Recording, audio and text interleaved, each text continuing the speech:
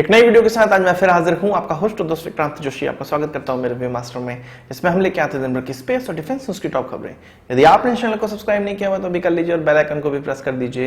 यदि आप मुझे ट्विटर पर फॉलो करना चाहते हैं, लिंक डिस्क्रिप्शन में मिल जाएगा और स्क्रीन पर भी मिल जाएगा। इस वीडियो में हम लोग आगे जानेंगे कि किस प्रकार से भारत में प्रेडेटर ड्रोन आ गए हैं, जो कि अमेरिकन ओरिजिन के ड्रोन है और सबसे बेहतरीन ड्रोन विश्व के माने जाते हैं। उन सब पे हम लोग चर्चा करेंगे। सबसे पहले हम लोग स्पेस से रिलेटेड खबर जान लेते हैं। आपको पता है कि हमारा शुक्रयान लॉन्च होने वाला है। इसकी डेट निकलकर सामने आई थी 2024 और इसरो ने विदेशों से ये कहा था कि उनके अगर कोई साइंटिफिक इक्विपमेंट है, इंस्ट्रूमेंट हैं, तो वो हमारे इस लॉन्च व्हीकल में लगा सकते हैं, इस शुक्रयान में लगा सकते हैं, अपना जो भी उनको टेस्टिंग करनी है या एक्सपेरिमेंट करना है उसके लिए। तो स्वीडन इसके लिए सामने आया है। भारत में स्वीडन के जो एम्बेसडर हैं उन्होंने कहा है कि Swedish institute of space physics के द्वारा बनाए गए एक इंस्ट्रूमेंट जिसका नाम वेनेशियन न्यूट्रल्स एनालाइजर है, जिसका काम होगा जो वीनस पे जितने भी चार्ज पार्टिकल हैं, सूर्य के द्वारा वो चार्ज पार्टिकल किस प्रकार से बिहेव करते हैं इसकी जानकारी लेना। तो वो इंस्ट्रूमेंट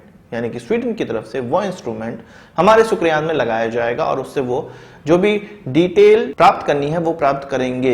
ये 9वें जनरेशन का इस प्रकार का इक्विपमेंट होने वाला है। इससे पहले 2008 में जब चंद्रयान 1 लॉन्च हुआ था, तब स्वीडन ने इसके पहले जनरेशन का इंस्ट्रूमेंट है वो हमारे जो चंद्रयान 1 है उसमें लगाया था और अब जाके वो शुक्रयान में अपने 9वें जनरेशन का इक्विपमेंट लगा रहे हैं। यानी कि स्वीडन इस प्रकार के इक्विपमेंट इसरो के प्रोजेक्ट्स हैं उसमें बहुत समय से लगाता आया है और उससे जानकारी प्राप्त करता आया है।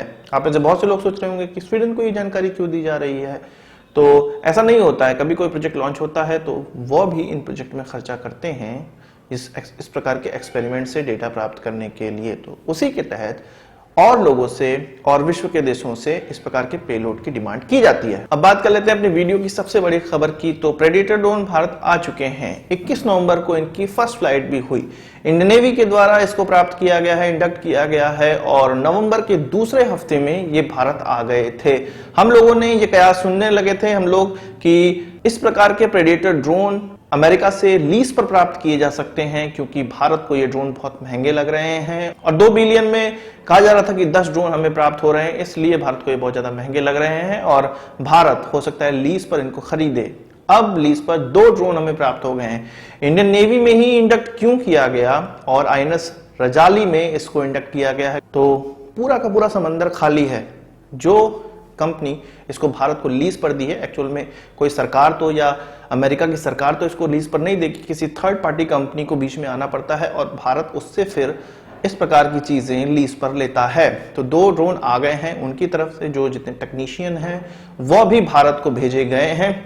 उनका काम यह होगा कि जितना भी इस ड्रोन को उड़ाने में टेक्निकल फीडबैक है, टेक्निकल जानकारी है, वो हमारे इंडियन नेवी के लोगों को दे।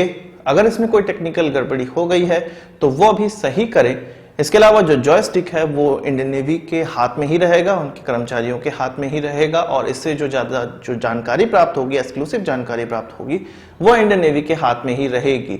जो इससे संबद्ध अमेरिकन कंपनी से संबद्ध टेक्नीशियन हैं, उनका केवल काम यह होगा कि जो टेक्निकल सपोर्ट है वो दें।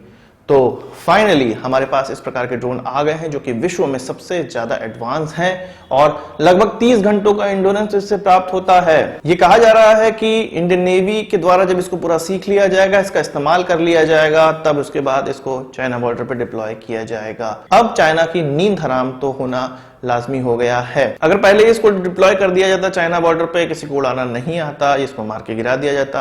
अब जब इसको अच्छे से सीख लिया जाएगा उड़ाना, तब इसकी कमाल हम लोग चाइना बॉर्डर पर देखेंगे। इसके अलावा यह भी खबर है कि 18 इस प्रकार के ड्रोन और खरीदने हैं। 1 साल में ये ड्रोन खरीद लिए जाएंगे।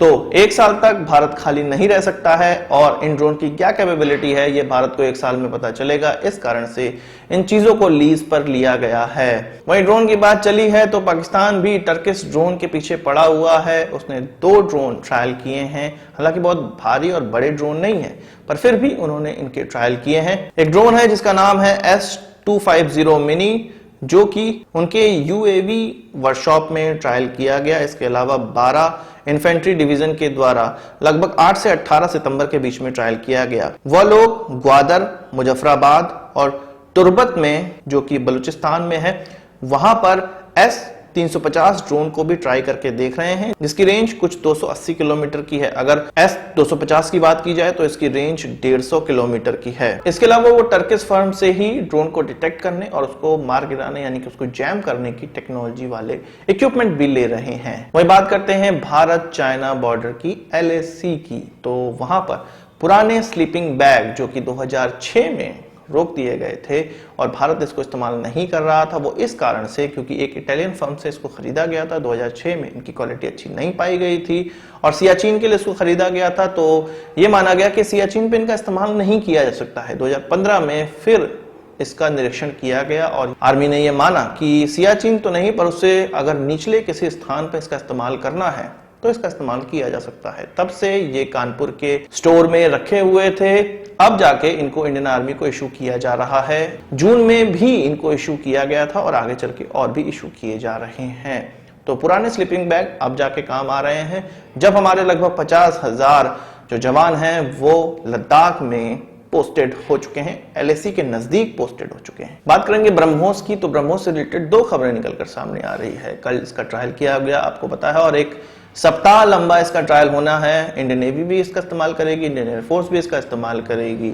तो जो कल का ट्रायल हुआ था और आज का भी जो ट्रायल हुआ, स्पेसिफिकली हम कल के ट्रायल की बात करेंगे तो मैंने आपको खबरों में बता ही दिया था कल, पर उसमें एक चीज और रह गई थी। इसमें 3 बाधाओं को पार करते हुए ये ब्रह्मोस ने अपने जो टारगेट है उसको नष्ट किया, यानी कि इसको मनोवर परफॉर्म करना पड़ा और यह किसी भी डिफेंस सिस्टम को चकमा देने के लिए एक अच्छी काबिलियत किसी मिसाइल में अगर होनी चाहिए, उसी को देखने के लिए यह ट्रायल किया गया था। इससे पहले इस प्रकार के ट्रायल नहीं किए गए हैं और आर्मी ने, आप जान सकते हैं कि किस लिए इस प्रकार के मनोवर को चेक किया। आप सही हैं, चीन पे अगर इससे हमला करना पड़े तो उनके डिफेंस सिस्टम को ये किस प्रकार से चकमा दे सकता है, वही चीज सीखी गई और देखी गई। वहीं हम जानते हैं कि ब्रह्मोस का पहला कस्टमर, विदेशी कस्टमर फिलीपींस होने वाला है। तो फिलीपींस के डिपार्टमेंट ऑफ नेशनल डिफेंस के सेक्रेटरी ने यह कहा है प्रेस वार्ता में। उन्होंने कहा, जब उनसे ये पूछा गया कि ब्रह्मोस कब आ रहा है उनके देश में, तो उन्होंने कहा कि जैसे ही फंड अलॉट हो जाएंगे, यानी कि फंड का क्रंच वहां पर है इस मिसाइल को खरीदने के लिए। और आपको पता है कि 2022 में फिलीपींस ने अपने देश से वादा किया है कि ब्रह्मोस जैसे जो सरफेस टू सरफेस मार करने वाले मिसाइल को वो अपने तट पर डिप्लॉय करेंगे, तो उनको अपना वादा भी अपने कंट्री के लोगों से पूरा करना है। तो मुझे यहाँ पे लगता है कि भारत के पास अगर वो इस तरह के फंड क्रंच और इस चीजों की बात करेंगे तो उनको लाइन ऑफ क्रेडिट जिस प्रकार से हम वियतनाम और बांग्लादेश को दे रहे हैं, उनको भी हो सकता है हम दे, पर बेचना तो उनको जरूरी है। तो आज के इस वीडियो के लिए बस इतना ही। आशा करता हूं कि वीडियो पसंद आया होगा। आप इसको एक बड़ा थम्स अप जरूर देंगे। इस वीडियो संबंध कोई सवाल सुझाव हो कमेंट बॉक्स में जरूर लाइएगा। यदि आपने हमारा चैनल सब्सक्राइब नहीं किया, उससे भी कर लीजिए, क्योंकि हम इस प्रकार की वीडियो लाते रहते हैं। नमस्कार, थैंक यू, जय हिंद।